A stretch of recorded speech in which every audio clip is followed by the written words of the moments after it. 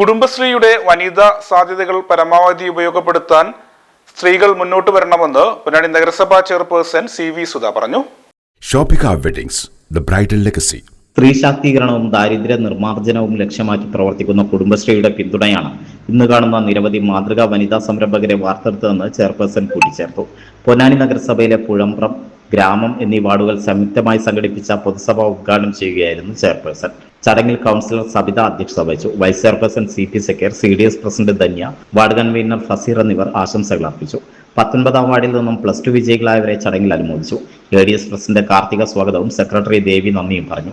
പരിപാടികൾക്ക് ADS പ്രവർത്തകരായ ശരണ്യ പത്തനകത്ത്, റംല മുബഷിറ, റീത്ത, ശ്രീരഞ്ജിനി, സഞ്ജുന, പ്രസീത, നളിനി എന്നിവർ നേതൃത്വം നൽകി. നമ്മളെല്ലാവരും ഒരു സമ്പാദ്യശീലമുള്ളവരായി, ഒരു സംരംഭകരായി മാറണം എന്നുള്ളതാണ് പറയാനുള്ളത്.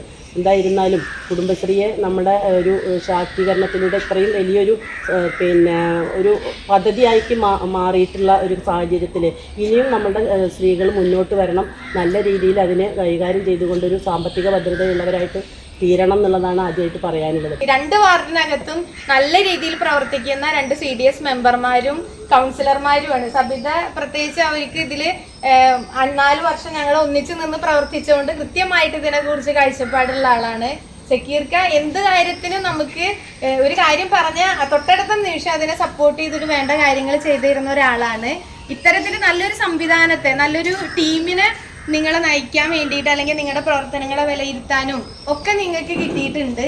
അപ്പൊ അവരൊക്കെ കിട്ടിയ ആളുകളെ നന്നായി ഉപയോഗപ്പെടുത്തിക്കൊണ്ട് ഏറ്റവും മികച്ച ADSകളായിട്ട് ഈ 2 വാർഡിലത്തെ ADSകൾ മാറണം.